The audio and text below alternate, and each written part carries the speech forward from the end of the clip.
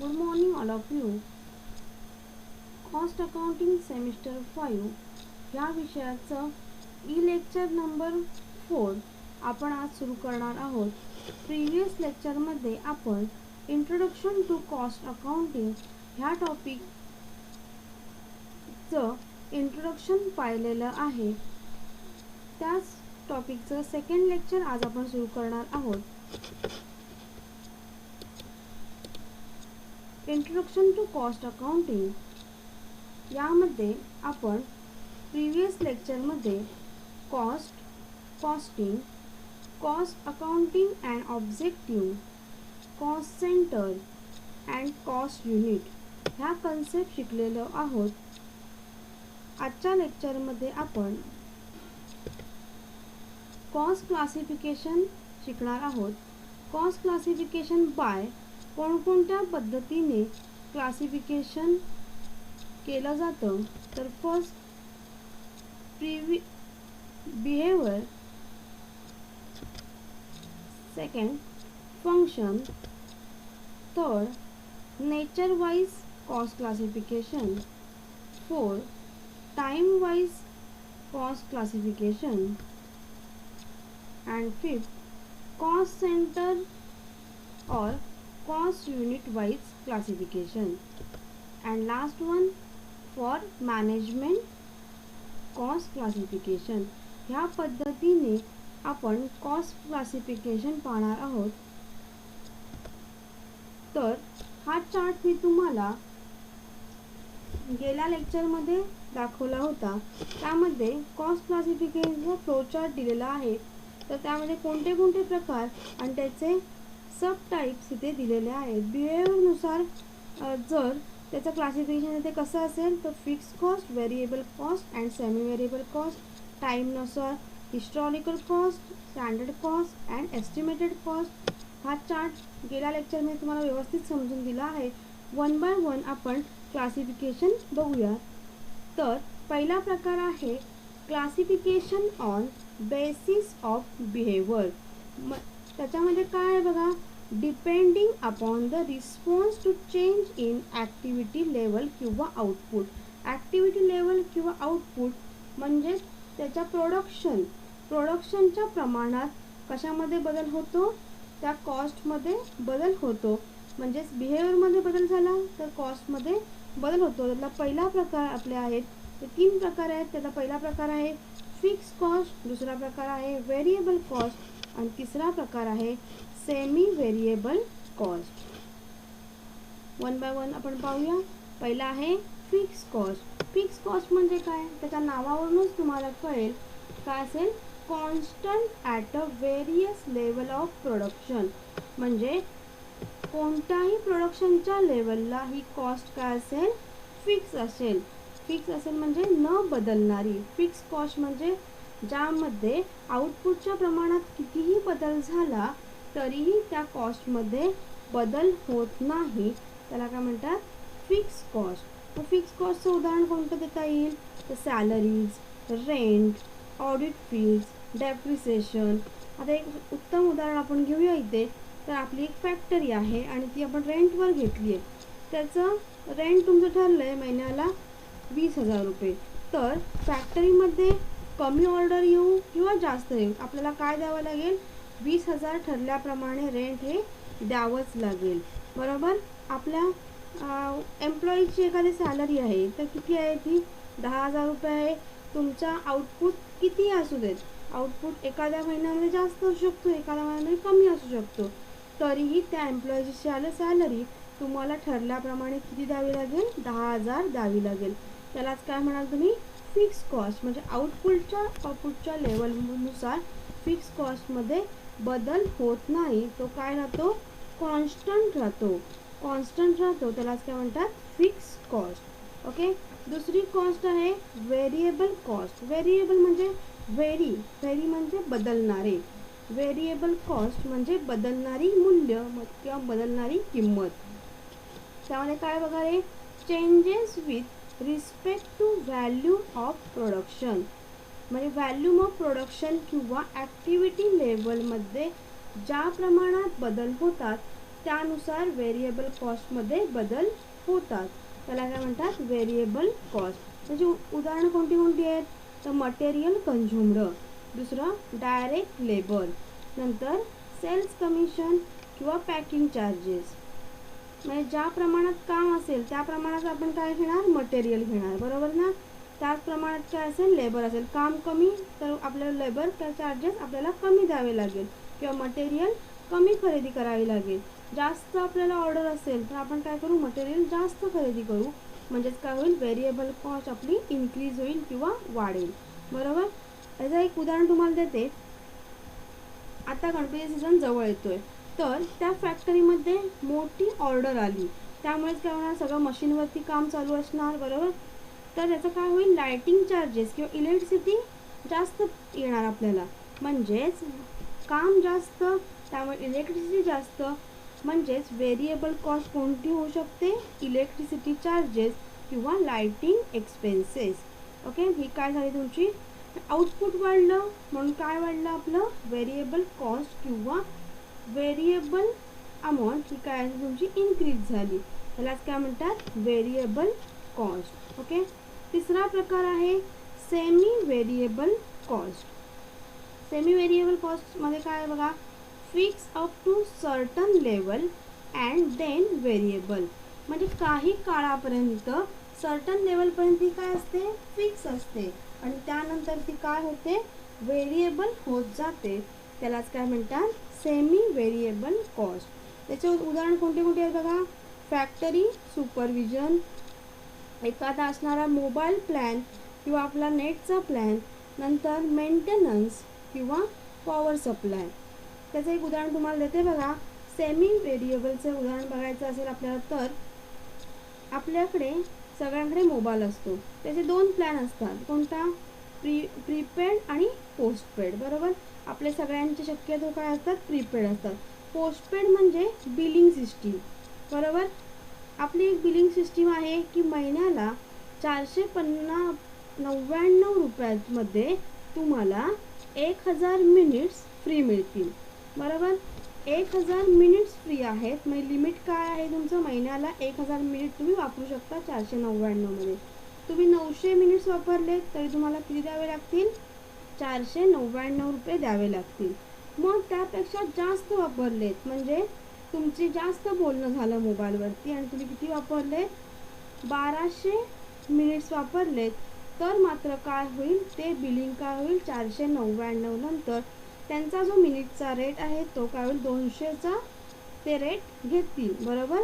म्हणजे 499 पेक्षा जास्त जे मिनिट्स आहेत वरचे त्याचा रेट काय घेतील, त्याप्रमाणे ते मोबाईल कंपनीवाले तुम्हाला चार्ज करतील, बरोबर. म्हणजे 499 पर्यंत तो काय होता, फिक्स होता. पण तुमचा ज्या प्रमाणात आउटपुट वाढलं, म्हणजेच तुमचा वापर वाढला, त्या प्रमाणात त्यांनी काय घेतलं, तुमच्याकडून जास्त चार्जेस घेतले. म्हणजेच हे उदाहरण कसं झालं रे, सेमी व्हेरिएबल कॉस्ट, बरोबर. या पद्धतीने 3 प्रकार आपले झाले, बेसिस ऑफ बिहेवियर. नंतर नेक्स्ट आता कॉस्ट बिहेवियरनुसार असणारे त्याचे डायग्राम मी इथे तुम्हाला दिलेले आहेत. त्यामध्ये कॉस्ट पर युनिट किंवा fix cost, variable cost. Fix cost म्हणजे डायग्राम काय आहे, कॉन्स्टंट आहे, व्हेरिएबलमध्ये बदलणार आहे, तो तुम्ही नंतर अभ्यासू शकता. नंतर दुसरा प्रकार आहे कॉस्ट क्लासिफिकेशन बाय बिहेवियर. झाल्यानंतर कोणता होता, कॉस्ट क्लासिफिकेशन बाय फंक्शन. म्हणजे फंक्शन म्हणजे कार्य, त्या कंपनीमध्ये किंवा त्या फॅक्टरीमध्ये चालत असणाऱ्या कामानुसार किंवा कार्यानुसार त्याचं क्लासिफिकेशन करणं. तर कोणते कोणते पहिलं होईल, तर आपली फॅक्टरीज कशासाठी असते, प्रोडक्शनसाठी. म्हणजे पहिलं काय असेल कार्य, प्रोडक्शननुसार क्लासिफिकेशन. दुसरं असेल ॲडमिनिस्ट्रेशन. ॲडमिनिस्ट्रेशन म्हणजे ऑफिस प्रिमायसेसनुसार क्लासिफिकेशन.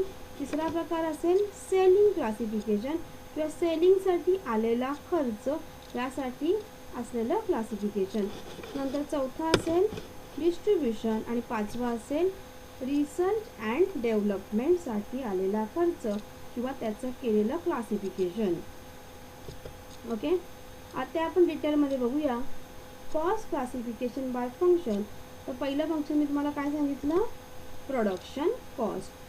प्रोडक्शन कॉस्ट आता ह्याच्यामध्ये काय इन्व्हॉल्व होतं, involve in the production process.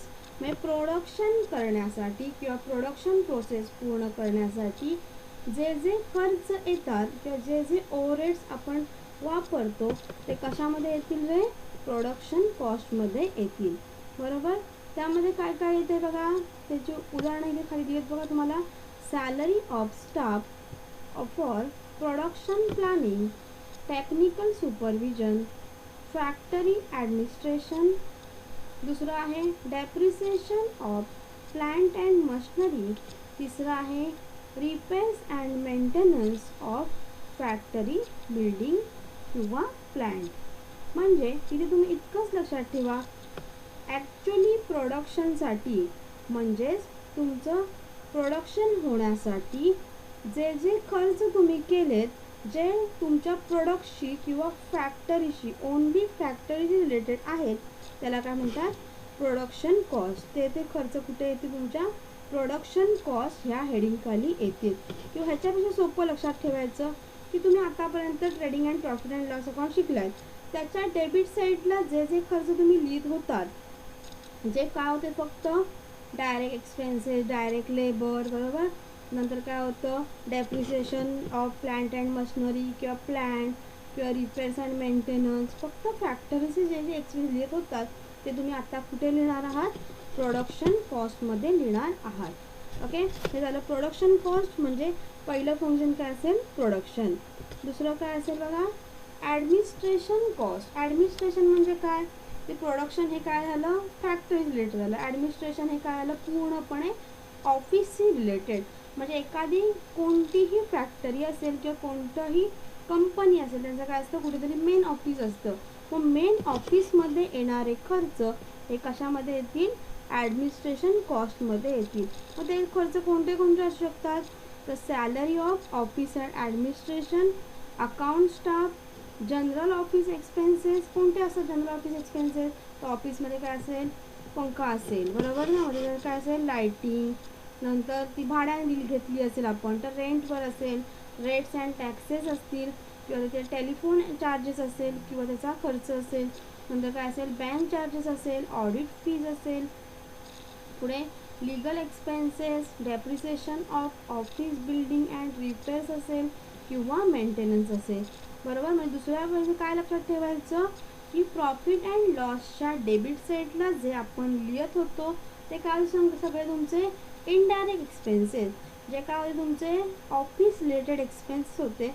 Only office related expenses incurred in a administration cost. Administration कॉस्टमध्ये काय घ्यायचं, फक्त जे काही तुमचे ऑफिस रिलेटेड एक्सपेन्सेस असतील ते सर्व कशा हेडिंगखाली घ्याल तुम्ही, ॲडमिनिस्ट्रेशन कॉस्ट हेडिंगखाली घ्याल, बरोबर. देन नेक्स्ट कोणता असेल, सेलिंग कॉस्ट. सेलिंग कॉस्ट म्हणजे काय, आपण एखादं उत्पादन केलं, आपण पेन उत्पादन केलं तर त्याचं सेलिंग करण्यासाठी किंवा ते ग्राहकांपर्यंत पोहोचवण्यासाठी जो जो खर्च तुम्हाला करावा लागेल तो तुमच्या कशामध्ये येईल, सेलिंग कॉस्टमध्ये येईल. त्यामध्ये काय असेल, सॅलरी. सॅलरी पण कोणाची असेल सॅलरी, तर सेल्स एजंटची असेल किंवा त्यासाठी ठेवलेल्या बॉयजची असेल किंवा त्यांच्यासाठी की ठेवलेल्या एजंट्सची असेल. तर काय असेल, salary. Commission and travelling expenses for a sales person, बरोबर. नंतर दुसरं काय असेल, ॲडव्हर्टाइजमेंट कॉस्ट. सेलिंग कॉस्टमध्ये ॲडव्हर्टाइजमेंट कॉस्ट फार महत्त्वाची आहे, कारण सेल्स इन्क्रीज होण्यासाठीच तुम्ही काय खर्च करता, ॲडव्हर्टाइजमेंट करता. त्यामुळे ॲडव्हर्टाइजमेंट कॉस्ट कुठल्या हेडिंगखाली येईल, सेलिंग कॉस्ट. नंतर रॉयल्टी ऑन सेल किंवा आफ्टर सेल सर्व्हिसेस कॉस्ट. म्हणजे आफ्टर सेल आपण एखादा फ्रीज घेतला विकत आणि तो वॉरंटीमध्ये असताना म्हणजे वर्षामध्येच काय आला, काहीतरी त्याच्यामुळे नादुरुस्ती झाली, तर आपण त्या कंपनीच्या एजंटना घरी बोलवतो आणि त्यासाठी आलेला खर्च कंपनी प्रोव्हाइड करते, म्हणून त्याला काय म्हणतात, आफ्टर सेल सर्व्हिसेस. मग तो जो खर्च असेल तो कुठे असेल, 'सेलिंग कॉस्टसाठी' असेल. देन नेक्स्ट कोणता असेल, सेलिंग कॉस्ट. सेलिंग कॉस्ट म्हणजे काय, आपण एखादा उत्पादन केलं, आपण पेन उत्पादन केलं तर रेंटवर असेल, रेट्स अँड टॅक्सेस असतील, किंवा त्याचे टेलिफोन चार्जेस असेल, ऑडिट फीज असेल. पुढे legal expenses, depreciation of office building and repairs असेल किंवा मेंटेनन्स असेल. बरोबर. म्हणजे दुसऱ्या म्हणजे काय लक्षात ठेवायचं की पुढचा खर्च आहे डिस्ट्रीब्युशन कॉस्ट. डिस्ट्रीब्युशन म्हणजे वितरण खर्च. ग्राहकांपर्यंत पोहोचण्यासाठी अजून काही खर्च इन्क्लूड आहेत. कोणते असेल? ट्रान्सपोर्टेशन कॉस्ट, नंतर cost of warehousing products, cost of delivering the product to customer. शक्यतो selling cost and distribution cost ह्या दोन कॉस्ट काय असतात? एकत्रित असतात. नंतर last one research and development cost.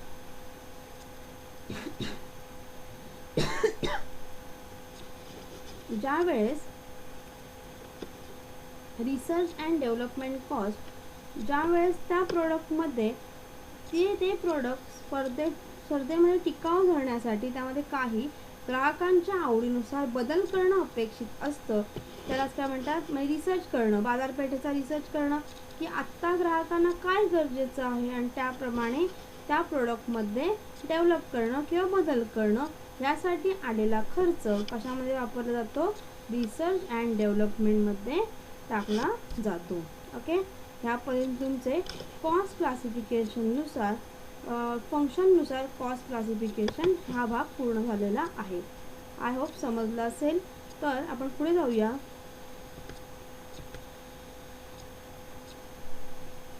Cost classification by nature. Nature म्हणजे स्वरूप, स्वरूपानुसार कॉस्ट क्लासिफिकेशन कसं केलं जातं? तर पहिला मटेरियल, लेबर, एक्सपेन्सेस. गेल्या लेक्चरमध्ये आपण कॉस्ट ही कन्सेप्ट बघण्यासाठी, कॉस्टिंग ही कन्सेप्ट बघण्यासाठी आपण एक उदाहरण घेतलं होतं. मटेरियल, लेबर आणि एक्सपेन्सेस. म्हणजे कॉस्ट क्लासिफिकेशन नेचरनुसार पडण्यासाठी 3 प्रकार पडतात. मटेरियल त्यासाठी गरजेचं असतं, त्यासाठी लेबर गरजेचं असतं आणि त्यासाठी अदर एक्सपेन्सेस किंवा ओव्हरहेड्स गरजेचे असतात. तर त्याचे मटेरियलचे 2 प्रकार आहेत. कोणता आहे बघा रे? डायरेक्ट मटेरियल आणि इनडायरेक्ट मटेरियल. लेबर्सचे 2 प्रकार आहेत, डायरेक्ट लेबर आणि इनडायरेक्ट लेबर.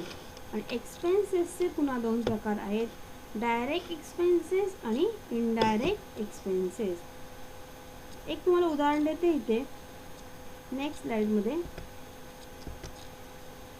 की सपोज आपली एक गारमेंटची फॅक्टरी आहे. गारमेंट फॅक्टरी म्हणजे त्यामध्ये आपण शर्ट मॅन्युफॅक्चरिंग करतो.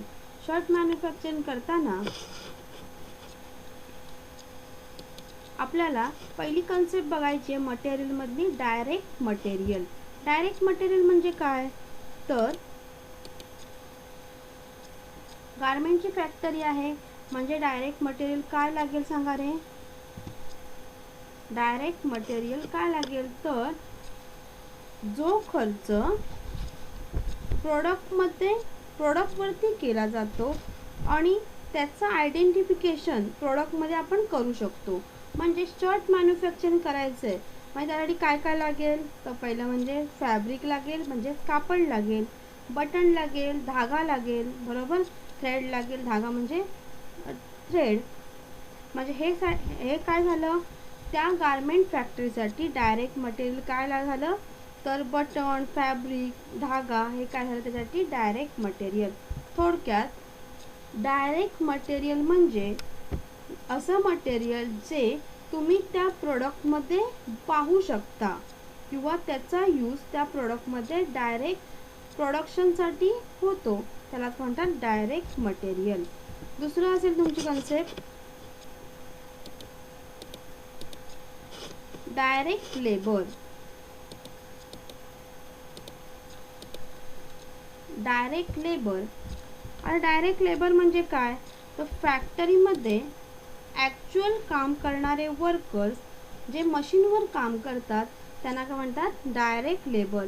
म्हणजे ॲक्च्युअली प्रोडक्शन करणाऱ्या कामगारांना त्यांना काय म्हणतात? डायरेक्ट लेबर असं म्हणतात. म्हणजे आपण पहिलं काय बघितलं? डायरेक्ट मटेरियल ज्याचा ॲक्च्युली प्रोडक्शनशी संबंध असतो. दुसरा काय असेल? डायरेक्ट लेबर जे ॲक्च्युली प्रोडक्शनमध्ये किंवा मशीनवरती काम करतात. आणि then next direct expenses. Direct expenses म्हणजे काय?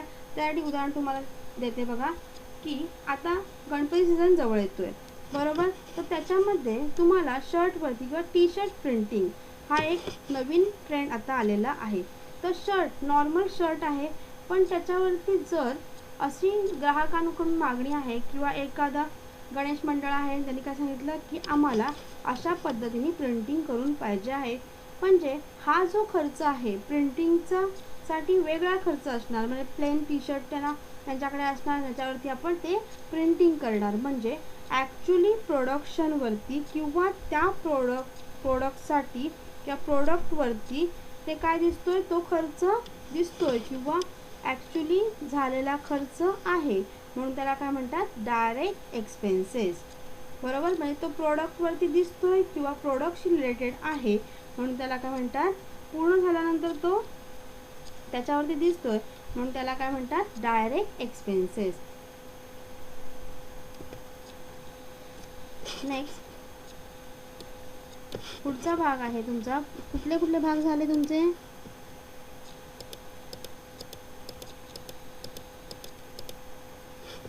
डायरेक्ट मटेरियल झाला, डायरेक्ट लेबर झाला आणि नंतर डायरेक्ट एक्सपेन्सेस झाला. त्यानंतर आपण पुढचा भाग बघूया, इनडायरेक्ट मटेरियल. इनडायरेक्ट मटेरियल म्हणजे काय, तर असं मटेरियल जे तुमच्या प्रोडक्टशी रिलेटेड नसतं. म्हणजे तुम्ही डायरेक्ट मटेरियल म्हणून ते वापरत नाही, तर पण तुमच्या प्रोडक्शनसाठी ते उपयोगी असतं. एक उदाहरण बघा की आता इथे भरपूर काय दिसत आहेत तुम्हाला, मशीन्स दिसत आहेत. बरोबर. मशीनमध्ये ते स्मूथली कंडक्ट व्हायला किंवा मशीन नीट चालण्यासाठी काय टाकायला लागतं, तेल टाकावं लागतं. मग हे तेल हे ते काय असेल, त्याचं इनडायरेक्ट मटेरियल असेल. ओके. नंतर पुढची कॉन्सेप्ट आपल्याला बघायची, इनडायरेक्ट लेबर. इनडायरेक्ट लेबर म्हणजे काय असेल, तर डायरेक्ट लेबर म्हणजे ॲक्च्युली त्या मशीनवर काम करणारे वर्कर, ते आपण मगाशी फोटोमध्ये बघितल्याप्रमाणे. नंतर इनडायरेक्ट लेबर म्हणजे काय, जे तुमच्या अकाउंट डिपार्टमेंटमध्ये एम्प्लॉईज असतात, जो स्टाफ असतो, जो कॉम्प्युटरवरती काम करतो. तुमची कंपनी जर मोठी असेल, फॅक्टरी असेल, तर शिफ्ट वाईज वॉचमन ठेवावे लागतात देखरेख करण्यासाठी. ह्या सगळ्या फॅक्टरीची स्वच्छता करण्यासाठी क्लिनिंग स्टाफ ठेवावा लागतो. त्यासाठी असणारे लेबर हे काय असतात, म्हणजे ॲक्च्युली प्रोडक्शन करत नाहीत, पण बाकीसाठी काय असतात, सगळ्यासाठी मदत करतात किंवा वर्क करतात. त्याला काय म्हणतात, इनडायरेक्ट लेबर असं म्हणतात. आणि लास्ट कन्सेप्ट जी तुमची शिल्लक आहे कोणती, इनडायरेक्ट एक्सपेन्सेस. इनडायरेक्ट एक्सपेन्सेस कोणते असतील ते तुम्हाला इथे फोटोमध्ये शो होतील बघा. जरा डायरेक्ट मटेरियल, हा जरा डायरेक्ट लेबर, नंतर काय झालं, हा डायरेक्ट एक्सपेन्सेस, आणि लास्ट वन कोणता असेल, इनडायरेक्ट एक्सपेन्सेस. इनडायरेक्ट एक्सपेन्सेस इथे कोणता असेल, तर तुमच्यासाठी नेहमीप्रमाणे कोणता असेल, टेलिफोन एक्सपेन्सेस असेल, जो तुमच्या प्रोडक्टमध्ये दिसत नाही, पण तुमचा हिशोब ठेवण्यासाठी अकाउंट डिपार्टमेंट असेल, कॉम्प्युटरवरती काम करणारे स्टाफ असेल, किंवा इलेक्ट्रिसिटी असेल, किंवा मेंटेनन्स चार्जेस असेल, किंवा वॉटर बिल असेल, पाण्याचं येणारं बिल असेल. हा खर्च जो असतो तो काय असतो, इनडायरेक्ट एक्सपेन्सेस असतो. बरोबर. अशा पद्धतीने तुमचा हा भाग पूर्ण झाला आहे.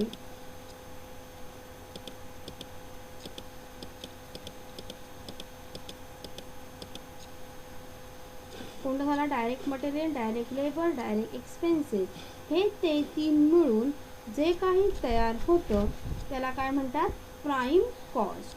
म्हणजे direct material, direct labour, direct expenses हे तीन मिळून म्हणजे त्यांची प्लस केल्यानंतर जे काही आपल्याला अमाऊंट मिळते त्यालाच काय म्हणतात, प्राईम कॉस्ट. आपण ते पुढे डिटेलमध्ये पाहणार आहोत, त्यामुळे इथे पण तुम्हाला फक्त सहज सांगते.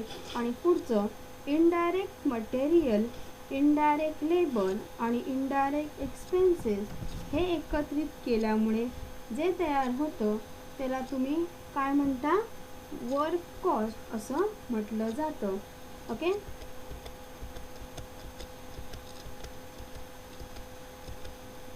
त्यानंतर पुढचा प्रकार आहे क्लासिफिकेशनचा, कॉस्ट क्लासिफिकेशन बाय टाईम. म्हणजे टाईमनुसार जर कॉस्ट क्लासिफिकेशन, वेळेनुसार कॉस्ट क्लासिफिकेशन करायचं असेल, तर पहिला कॉस्टचा प्रकार आहे हिस्टॉरिकल कॉस्ट.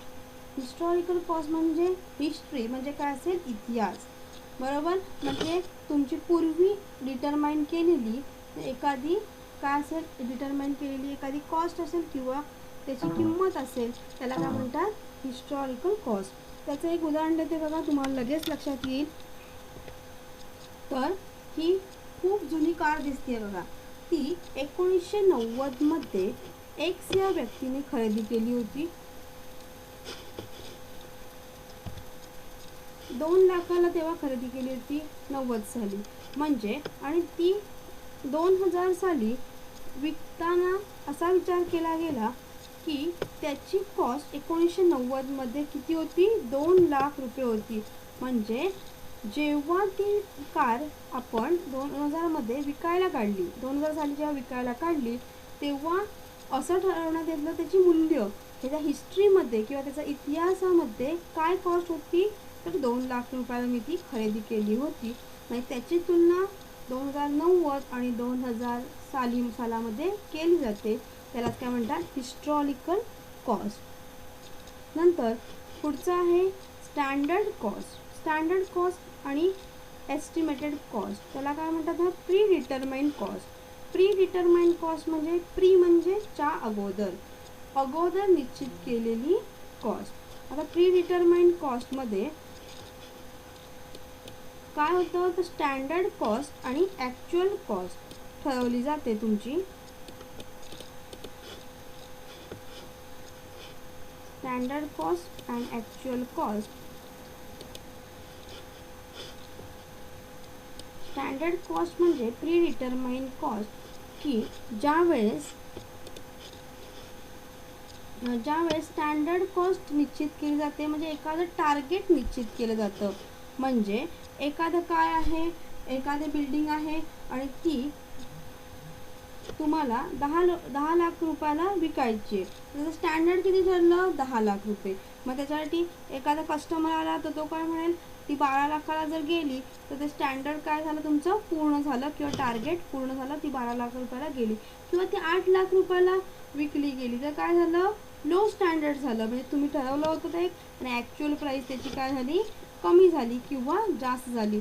म्हणजे स्टँडर्ड कॉस्ट ही काय तुमची असते, प्री डिटरमाइन असते किंवा अगोदर निश्चित केलेली काय असतं, टार्गेट असतं. तुम्हाला कुठपर्यंत जायचं आहे किंवा सेट करायचं आहे हे निश्चित केलं जातं कुठे, स्टँडर्ड कॉस्टमध्ये.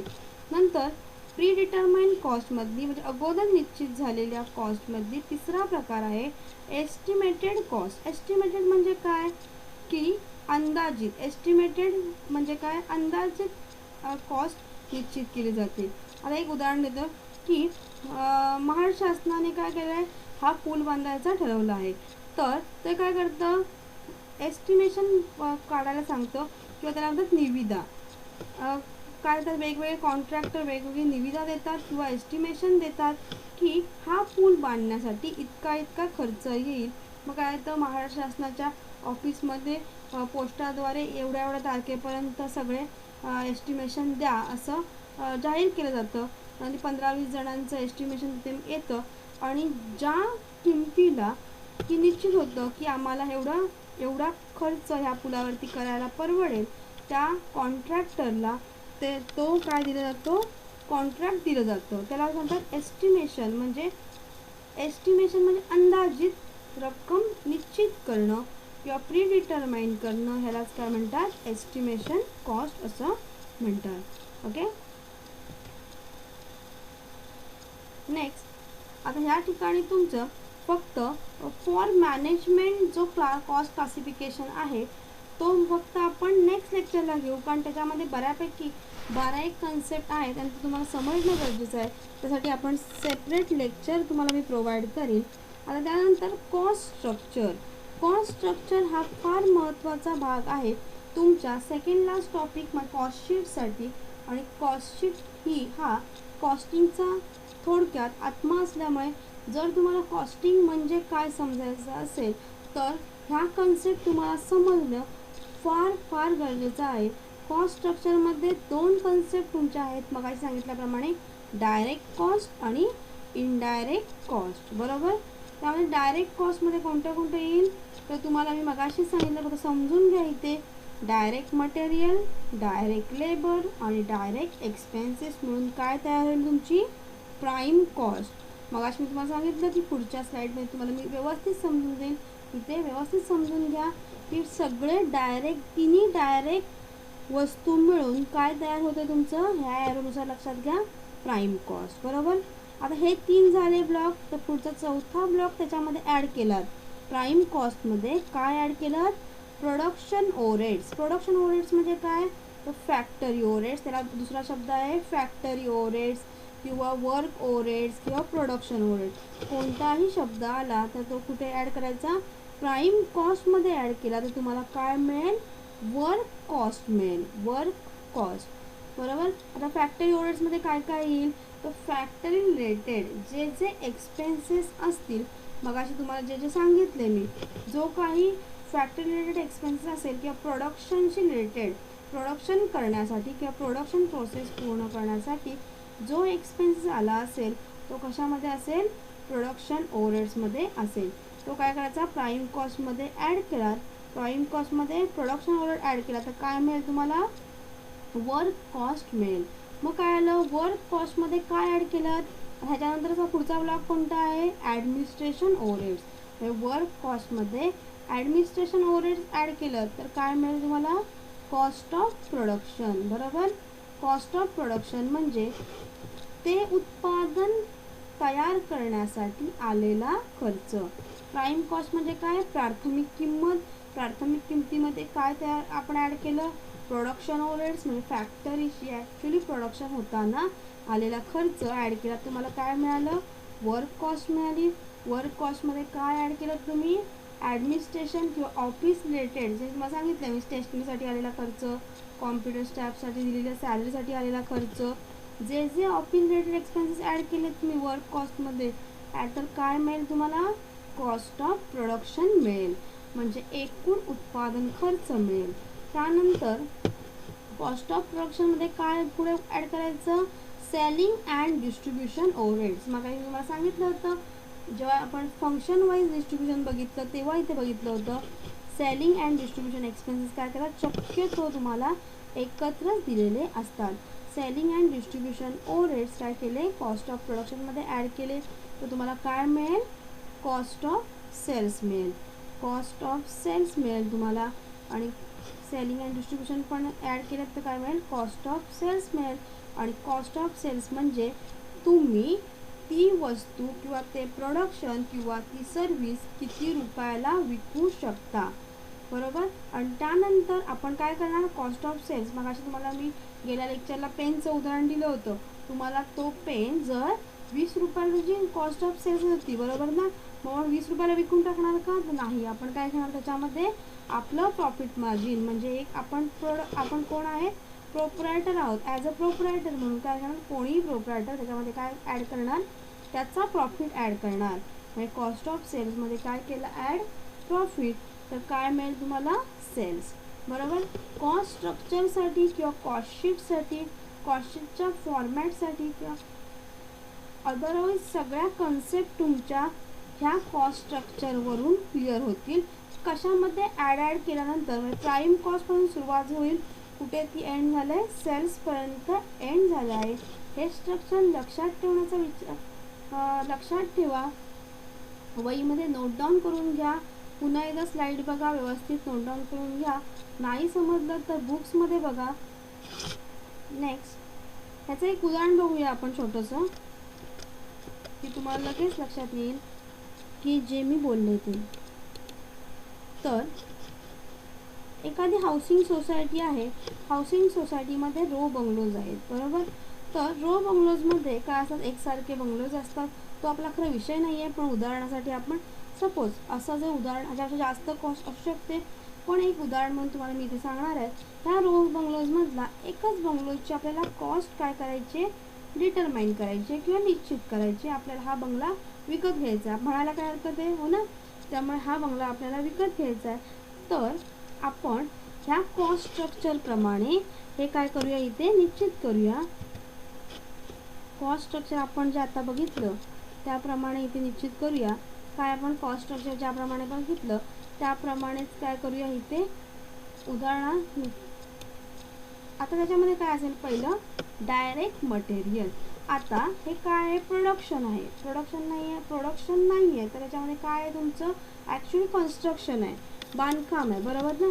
मग बांधकामासाठी काय लागेल, तर काय लागेल, सिमेंट लागेल, सँड म्हणजे वाळू लागेल, चिरा लागेल, बरोबर, दगड लागेल, स्टोन्स लागतील.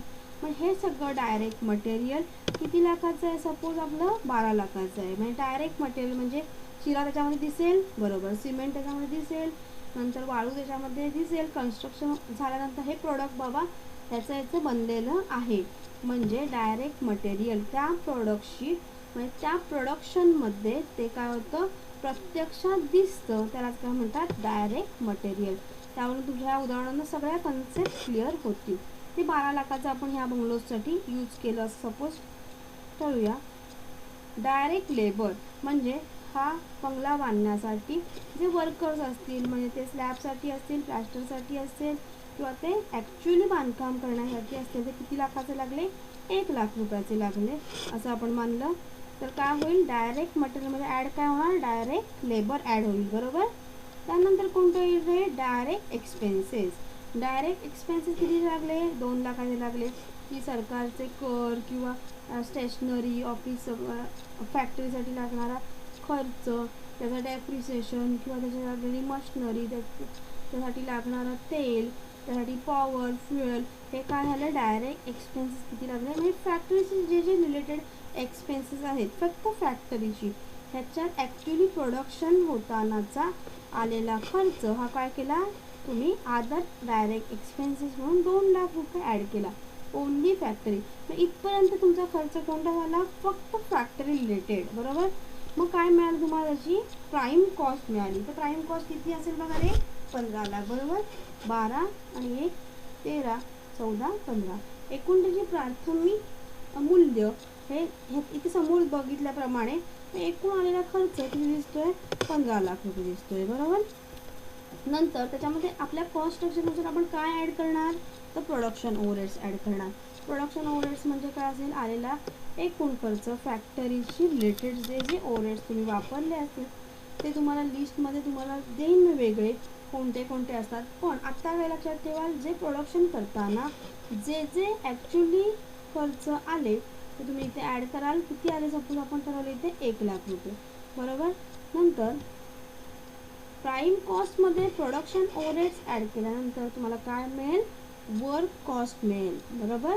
मग वर्क कॉस्ट मिळाल्यानंतर त्याच्यामध्ये आपण काय ॲड करणार, add office add administrative overheads add करणार, बरोबर. वर्क कॉस्टमध्ये ॲड काय करणार, office add administrative overheads add करणार. किती केले, 50,000 केले. तर तुम्हाला काय मिळेल, कॉस्ट ऑफ प्रोडक्शन. हे प्रोडक्शन करण्यासाठी किंवा हा बंगला बांधण्यासाठी खर्च किती आला, सगळे खर्च ॲड केल्यानंतर 16,50,000, बरोबर. त्यामध्ये ॲड केला सेलिंग अँड डिस्ट्रीब्युशन. आता तुम्ही म्हणाले की सेलिंग अँड डिस्ट्रीब्युशन कुठे आलं, तर काय आलं, ह्या रो बंगलोची ॲडव्हर्टाईज करायला लागली, हे पण काय झाला, सेलिंग खर्च झाला. डिस्ट्रीब्युशन तर नसणार, डिस्ट्रीब्युशनमध्ये काय असेल, एखादा प्रोडक्ट असेल पहिलाचं उत्पादन, तर त्याच्यामध्ये डिस्ट्रीब्युशन येईल. ह्याच्यामध्ये काय येईल, ॲडव्हर्टाईजमेंटसाठी आलेला खर्च, टी व्हीमध्ये ॲड दिली, बरोबर, त्यासाठी खर्च किती आला, 50,000 रुपये आला. नंतर त्याच्यानंतर कॉस्ट ऑफ सेल्स मिळेल. आणि कॉस्ट ऑफ प्रोडक्शनमध्ये काय ॲड केलं तुम्ही, सेलिंग अँड डिस्ट्रीब्युशन ॲड केलं तर काय मिळेल, कॉस्ट ऑफ सेल्स मिळेल. एकूण कॉस्ट ऑफ सेल्स किती आली, 17 लाख रुपये.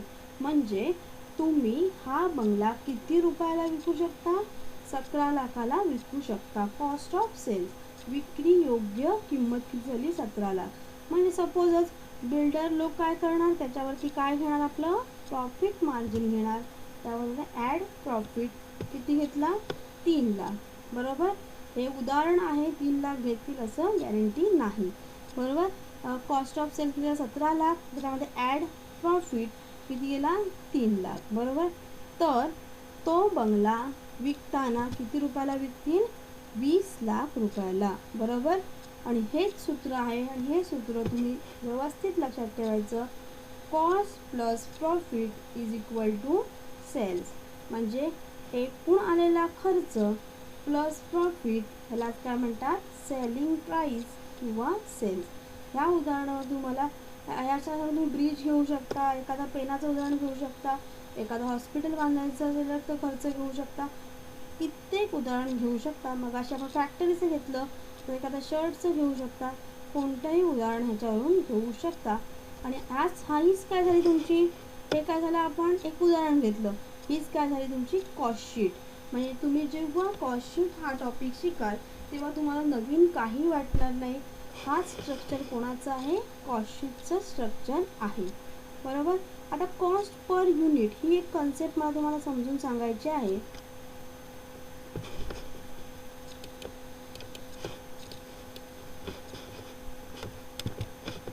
कॉस्ट पर युनिट ही कन्सेप्ट सांगण्यासाठी कॉस्ट पर युनिट बघा, मटेरियलसाठी एकूण झालेला खर्च सपोज किती आहे तुमचा, 1,00,000 रुपये. मटेरियलसाठी आपल्याला पेन बनवायचे आहेत, म्हणजे एका पेनाची किंमत आपल्याला काय करायची, डिटरमाइन करायची आहे की निश्चित करायची आहे. तर त्यासाठी तुम्हाला रॉ मटेरियल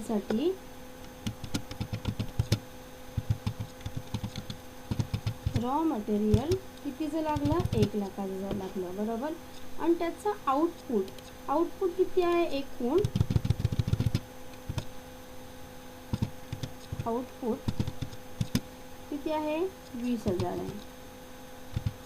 एकूण आउटपुट म्हणजे एकूण आपण प्रोडक्शन आउटपुट किती करतोय, 20,000चं करतोय. तर ह्या रॉ मटेरियल एक पेन तयार करण्यासाठी किती रुपयाचं रॉ मटेरियल लागेल, तर त्यासाठी काय करायचं, एकूण आलेला खर्च किती आहे, 1,00,000. तर त्याला काय करायचं तुम्ही, भागिले काय होईल सांगा रे, 20,000.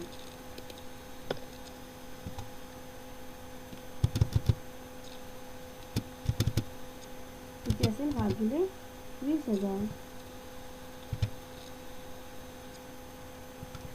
20,000 काय होईल सांगा, 1,00,000 भागिले 20,000 केलं तर काय मिळेल, 0 0 गेले, 1 2 3 4 2 5 10, म्हणजे 5 रुपयाला एका पेन तयार करण्यासाठी रॉ मटेरियल किती रुपयाचं लागलं, 5 रुपयाचं तुम्हाला लागलं. म्हणजे कोणताही एक्सपेन्सेस इथे तुम्ही घेऊ शकता आणि काय करू शकता, कॉस्ट पर युनिट इथे कॅल्क्युलेट करू शकता. म्हणजे तुम्हाला काय सांगायचं, तुम्हाला एका वस्तूची किंमत तुम्हाला काढायची पर युनिट, म्हणजे एक युनिट तयार करण्यासाठी कधीही काय करायचं, एकूण झालेला खर्च भागिले त्याचं झालेलं आउटपुट किती आहे, आउटपुट किंवा त्याचं प्रोडक्शन, एकूण प्रोडक्शन किती आहे, 20,000. म्हणून काय आले, ह्या 4 झिरोला हे 4 झिरो घालवले तर 2 5 10, म्हणजे एक पेन तयार करण्यासाठी रॉ मटेरियल किती रुपयाचं लागेल, 5 रुपयाचं लागेल. ह्या पद्धतीने तुमच्या बऱ्यापैकी कन्सेप्ट या ठिकाणी पूर्ण झालेल्या आहेत. तर behaviour, function, nature wise, time, cost centre and cost unit wise म्हणजेच कॉस्ट स्ट्रक्चर वाईज क्लासिफिकेशन इथे पूर्ण झालं आहे. आता फक्त फॉर मॅनेजमेंट वाईज हे क्लासिफिकेशन आहे, त्याच्यामध्ये काय काय प्रकारे मॅनेजर कॉस्ट किंवा ह्याचं फक्त ब्रीफली नाही पण शॉर्टली एक्सप्लेनेशन आपण पुढच्या लेक्चरला घेऊया. ह्या ठिकाणी आपण थांबूया. आय होप तुम्हाला ह्या लेक्चरमध्ये थोडंसं काही कळलं असेल. आता त्यानंतर तुम्ही अभ्यास केला किंवा प्रॉब्लेम सुरू झाला की तुम्हाला ॲक्च्युली नॉलेज मिळालं. Okay, thank you.